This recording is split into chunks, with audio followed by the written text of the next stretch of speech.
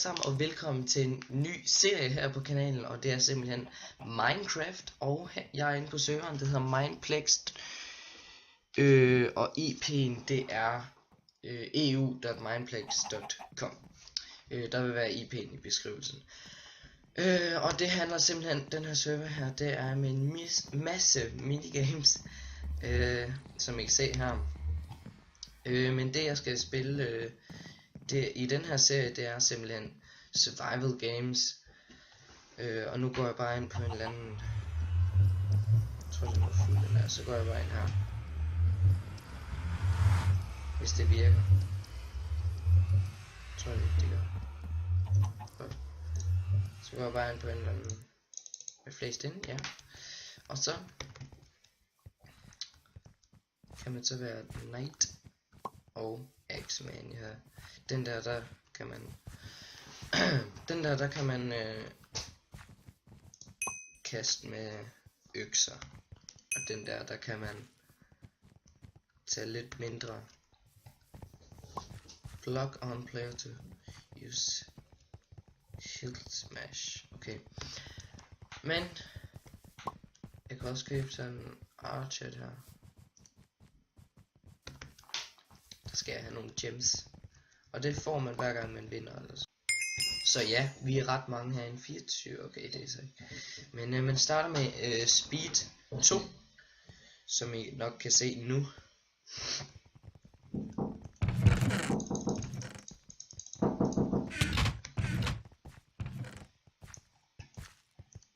Starter med et sværd, det er mega godt at gøre det. Men jeg skal ikke bruge det endnu, fordi ellers så mister jeg min speed 2. Lige så snart at jeg kæmper mod eller slår nogen, så mister jeg min speed 3. Og jeg har ikke nogen speciel rute, fordi jeg ved faktisk ikke sådan,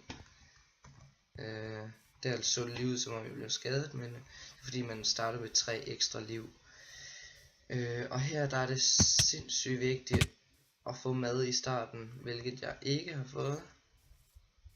Og det er selvfølgelig ret træls, så det er meget vigtigt, at der er noget i den her chest, sådan der. Godt. Fordi man af en eller anden grund, så mister man mega hurtigt mad her. Og det er træls. Jeg skal lige sikre mig, at der ikke kommer nogen.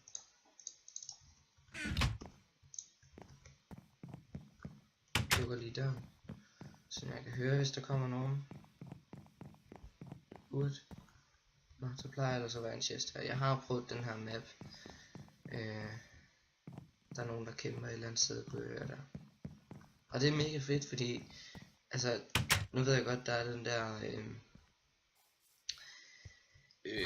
EU.MC Gamer hedder den vist, ja. Der ved jeg godt, der er der sådan også Hunger Games, men så har de ham her, han har helt sikkert noget mad. Okay, det har han så ikke. Jeg håber ikke, der er nogen, der laver clean up. Nej. Havde han noget mad? Nej, han havde bare sådan noget der. Fordi det her, det er virkelig Hunger Games, fordi der bliver man altså virkelig hurtigt sulten. I hvert fald hurtigere end normalt. Og så er det tripwires, så man kan lave fælder, hvilket jeg ikke tror, at jeg kommer til, og har heller aldrig prøvet det, fordi det er simpelthen, ja, altså, hvad skader egentlig mest, det der?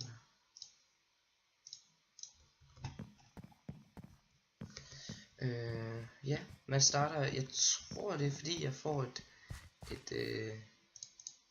et kill, at jeg får et level, fordi jeg kan nemlig opgradere mine ting, når jeg tager lige den her op, så det ligner jeg ikke har noget. Fordi det er også blevet snydt med mange gange. Så ser man, han har ikke noget svær ham. Og så går man over, og så har de bare et eller andet mega sygt svær, så det kan man ikke lige vurdere. Det er i hvert fald noget, som jeg har lært, og det er, at man skal, i den her server her, der skal man i hvert fald vurdere ud efter, hvad for noget armor de har, fordi det er det, der betyder noget i den her server her. 9 tilbage. Jeg filmede lige før, jeg ved ikke om jeg uploader den, men det står uploadet en, hvor jeg næsten vandt. Så det var faktisk, jeg fik 3 kills. Og så var der clean up. Kort sagt, clean up. Og til jer der ikke ved hvad det er, der er sådan nogle forskellige ting her i Hunger Games, man kan sige forskellige ord. Og så er der for eksempel clean up, som er at hvis man lige har kæmpet mod en, så laver de clean up af ens. Altså så er man jo low health. Og så kommer der helt sikkert nogen og dræber en. Eller ikke helt sikkert, men det er der tit nogen der gør. Hvilket selvfølgelig er rigtig træls. Også noget andet specielt ved den her server, det er at der bliver hurtigt dag. Det er ikke ret meget nat. Der var bukser. Der mangler en hjelm. Der var ikke noget den der. Jeg er faktisk lidt i tvivl, fordi jeg har aldrig oplevet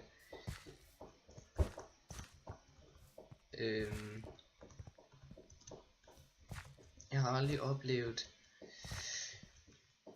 refill, så det er jeg lidt i tvivl om der overhovedet er.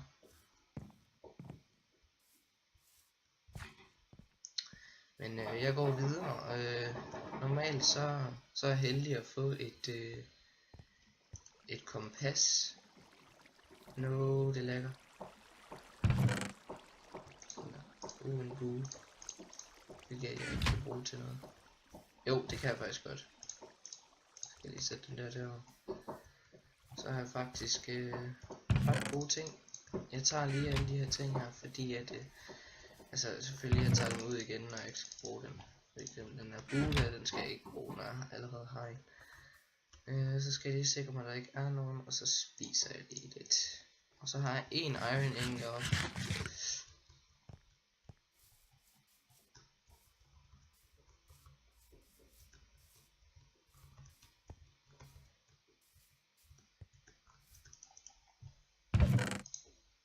Jeg har allerede mad, det skal jeg have.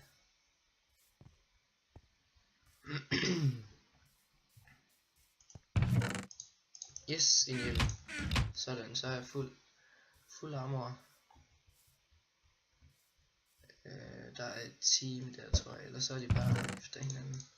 Skal ikke bruge det. Jeg tror det er et team.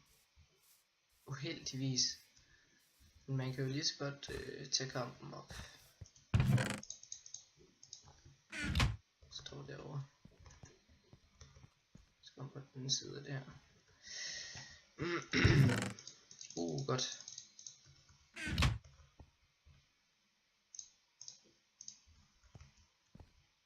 Jeg tror godt jeg kan tage dem begge to. Lidt i tvivl.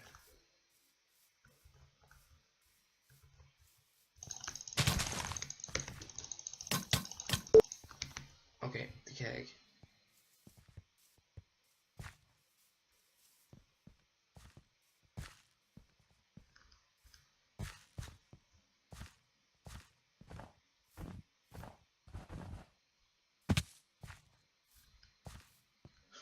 Jeg cuttede dem lige af der. Der kom isen lige. Fedt.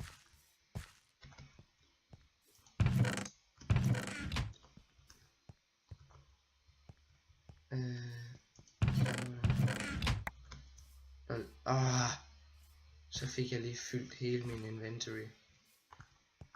Tror jeg ikke. Jeg kan i hvert fald få bedre hjelm. Så det er sådan set rimelig godt det der. Der er ikke nogen der. Der er ikke nogen bag mig. Jeg har nok sticks. Og det var det der Deep Freeze, I lige så der. Ser jeg ikke noget? Åh, nej. Det var lidt dumt det der.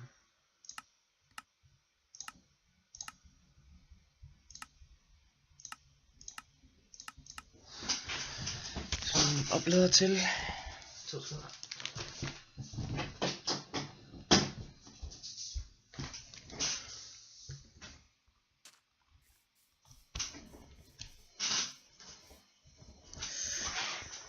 Ja, der blev jeg lige bange der.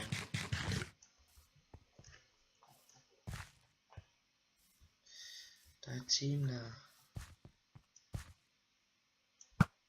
Nå, der var noget imellem.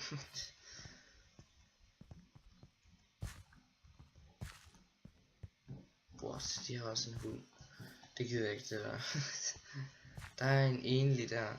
Skal jeg se om de forfølger mig? Nej.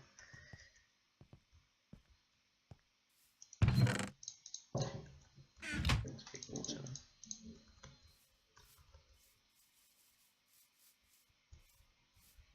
Jeg har virkelig brug for et kompas, det er helt vildt. Skal vi se om han kommer efter mig.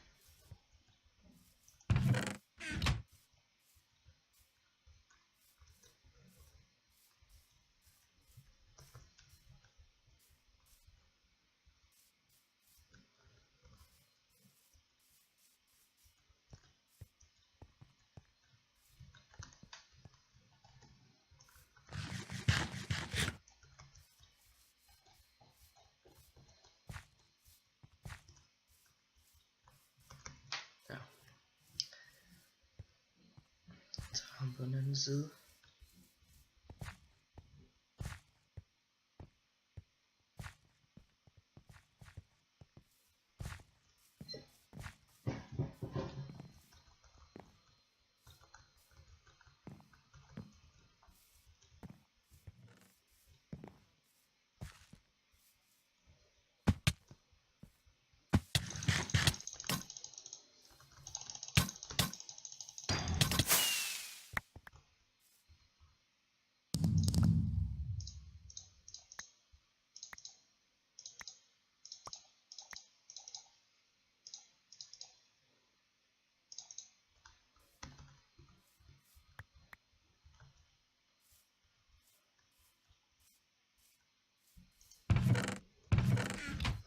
Så jeg skal lige finde en enchantment table.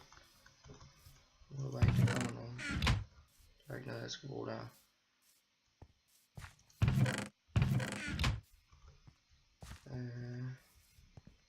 Hvis der lige var et enchantment table, det ville være rigtig.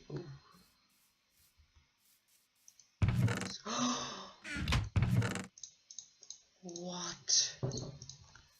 Et diamantsværd. Jeg fik lige et diamantsværd. Det var supply drop.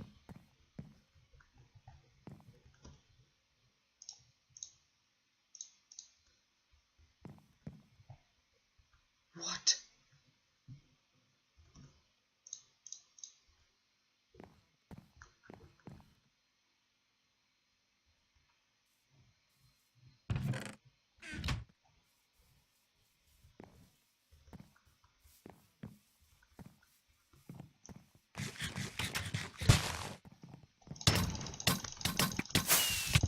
Nej! Det er simpelthen løgn. Det er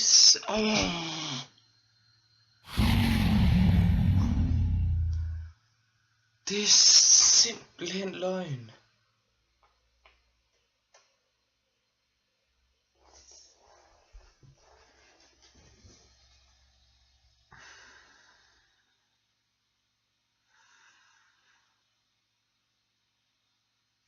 Jeg havde ikke noget at regen. Shit, jeg kunne have taget dem begge to. Jeg fik den ene, og jeg havde fået 2 hits på den anden. Jeg havde haft. Oh my days.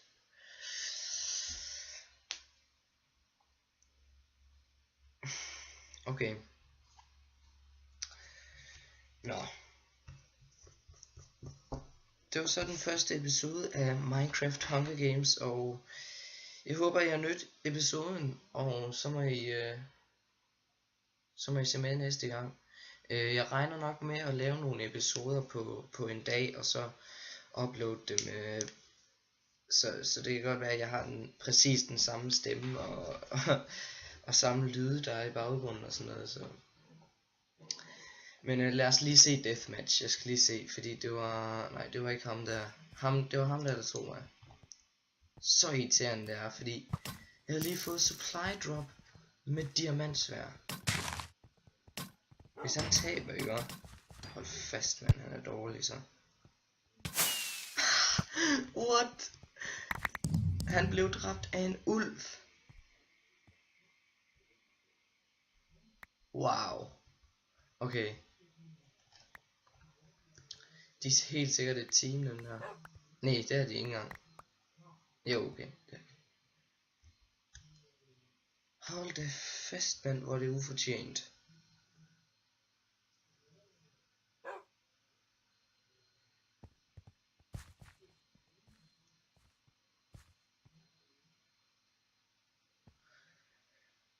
Nå. Jeg vidste slet ikke, det var der var supply drop, men der var det så. Med diamantsværd. Og jeg ville så meget have vundet, hvis ikke at hvis jeg havde regen. Hvis jeg havde nået at regen. Men tak fordi I så med, og så ses vi i næste episode. Hej hej.